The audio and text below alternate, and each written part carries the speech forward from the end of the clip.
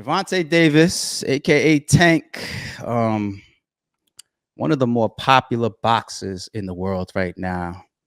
The man is putting in pain.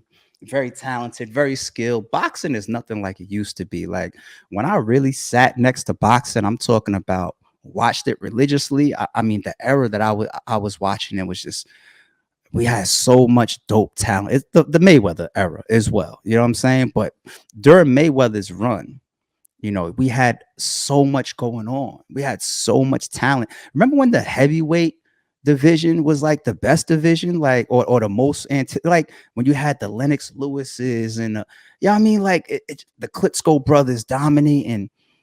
Boxing just fell off to me. You know what I'm saying? Like some of these boxers love them or hate them, but they was major draws like the Barreras and the Manny Pacquiao's and the fucking the Martinez and the Oscar De La Hoyas and all these guys was really really huge draws, and every time they came out it was blood. We was getting several blockbusters per year. I don't feel that energy anymore. When was the last time I felt like there was some shit where I could be online at the supermarket and niggas like, yo, you watching the fight tonight? I can't tell you the last time I felt that type of energy. You know what I'm saying? But Tank is probably one of the few people that really stirs shit up. You know what I'm saying? Because the fight game ain't what it used to be to me. To me. You know what I'm saying? But this dude Tank, man, his amount of time. How old is he? He's like 20 something years old. I think he's like, I want to guess like 23, 24 years old or something like that. I think they say. The thing about being, and let's give a little backdrop, okay? And I want to be respectful and I want to be slightly sensitive to it because I'm not the guy that ever wants to do a podcast or topics on people, whether I know them or not, and just jump out the window on them and just, smut their name and their reputations like that. And I'm not a big time blogger or podcast or nothing like that. It's not like the Joe Budden podcast and Drink Champs and My Expert Opinion and Vlad and No Jumper and DJ Academics. Those guys come out and they saying some shit about you. Your reputation gonna take a hit. I'm just little old ARP. Maybe 5 years from now, my channel will be popping like that when it comes to podcasting. But in the meantime, I'm still sticking to the morals and the principles of it. I wouldn't want it to happen to me. So I try to throw a little bit of there's three sides to every story in there. All right. I'm going to contradict that in a second, though. Stay with me. I know I'm weird like that. But a backdrop to it is this is something that happened today, I believe. I think the articles are saying like hours ago. Gervonta Davis was arrested. The accusations or the reports are that a female that he was with, he went to a house or something. Supposedly this happened at a residence that he did not live at. And supposedly this woman was hit in the face. Everybody's going to hear boxer and think that he punched her in the face. You know what I'm saying? Remember when Mike Tyson, like everybody was saying, like his hands got to be classified as a deadly weapon and all that type of shit. Like he should never be able to hit somebody outside the ring. I think that's how people's always going to look at a boxer. If you ever hear that a boxer's involved in a domestic dispute, people's going to amplify it times 20 because they're going to say boxers got hands.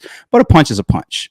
You know what I'm saying? You give anybody a free shot on you, it's probably going to hurt. You know what I'm saying? If they of any type of size, strength, and have any type of athletic type of ability where they can, posture themselves a certain way. If a little child throws a punch at your leg, that's one thing. Grown ass man, you give him a free punch on you, you're going to feel it. Or you might not feel it because you might be out cold. You know what I'm saying? So that's the sorry it's true.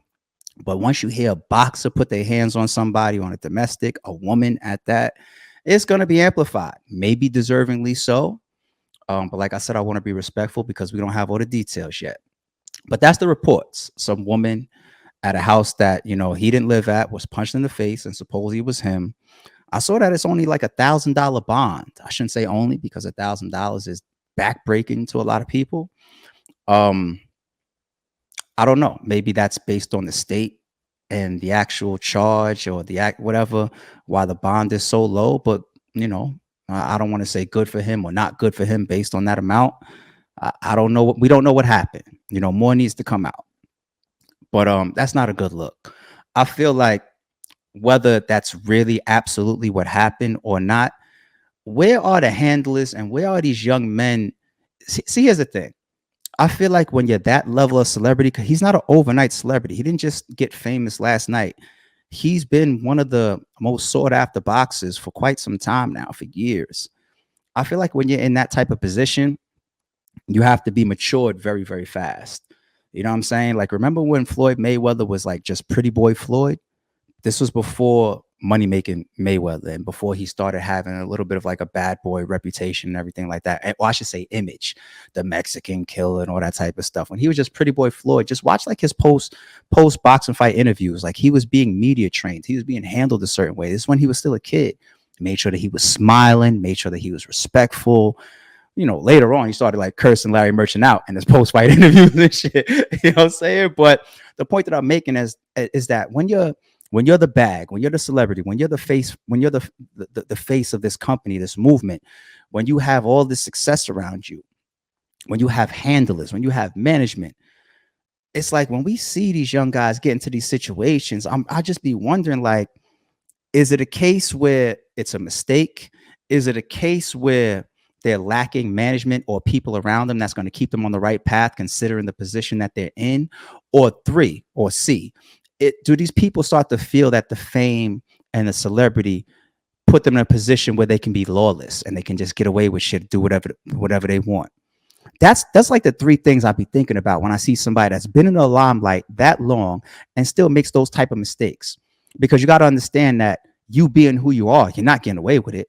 Even if the truth is that you went over there and pushed the person, you're not getting away with it because you are who you are. Somebody's going to scream wolf on you and it's going to be amplified regardless. You still going to have to go through the system, your reputation, all of that type of shit. Some of these situations get swept under the rug.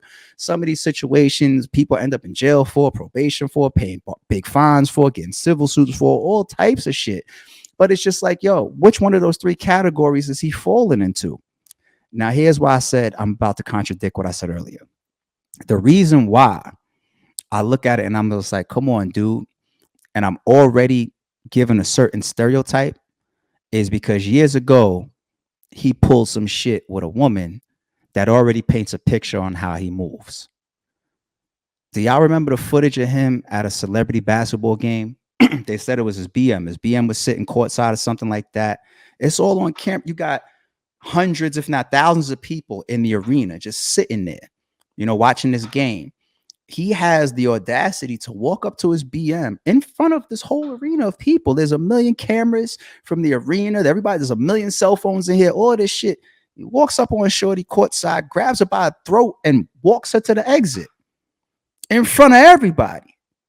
That to me is like, even if you got it in your mind, like, yo, I feel so violated by my BM, you know, she had the next nigga driving my car and they did shit in my backseat of my wheel that I bought and all that shit, or did something in my crib, or my kid was there. I feel so violated. The only way that I could express myself is physically. I'm not okay in it. I'm just talking about when people see red, right? But you got to think about a situation where you're in front of a million people. There's a point where you got to say, like, this is on the more reckless side of things, regardless of what you would have or what you would not have done if this was in private. In front of a whole arena, that's reckless. And that's why I go to that option 3 or option C. It's just like, do you think you lawless? Do you think you above this shit? Do you think that because you are who you are, you could just pull this type of shit? You know what I'm saying?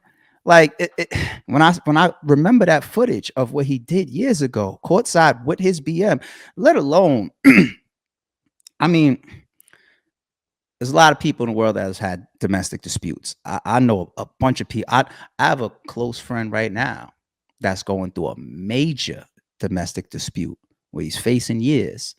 You know what I'm saying? And some shit happened. I'm definitely not going to get into it here.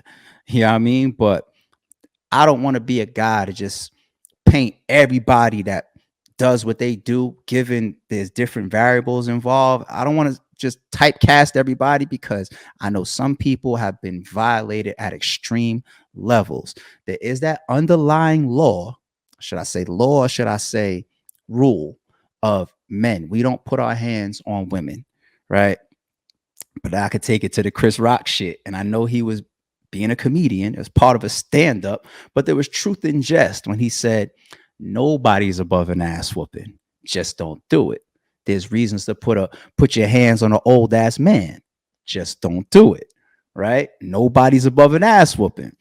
I don't give a fuck if it's a 5-year-old. If a 5-year-old pick up a gun and aiming at me, if I have a opportunity to break or snap his fucking arm, I'm gonna do this shit because I'm gonna feel like my life is literally in danger. That shit happened. We just seen some shit recently. What's the kid? Was it because he didn't get a PS5 or some shit like that? Shot his mom in the face and killed her. You know what I'm saying? And I know we mingling in multiple topics, but the Gervonta Davis shit to me is just, it's weird to hear. And he's got a fight coming up in a couple weeks. He's literally got a fight coming up in a couple. I'm sure he's gonna make. He got $1,000 bond, and he still is who he is. He still is gonna have all types of lawyers and a bunch of connections. And I'm pretty sure that he's still gonna be at that fight. It's probably not in jeopardy. You know what I'm saying? But it's just like, dude, you gotta have some type of self-restraint. You gotta have some type of understanding of also who you are. Even if you that type of person where you just like, the only way I know how to express myself towards this woman because of what she did to me or what's going on is to put my hands on her. Even if you are that type of guy, you still got to layer on top who the fuck you are. Who you are, my nigga. Who you are. And some of the problem, I'm not saying this with Tank, but some of the problems be some of these people, especially the celebrities or people with money or power or connections, they go through shit.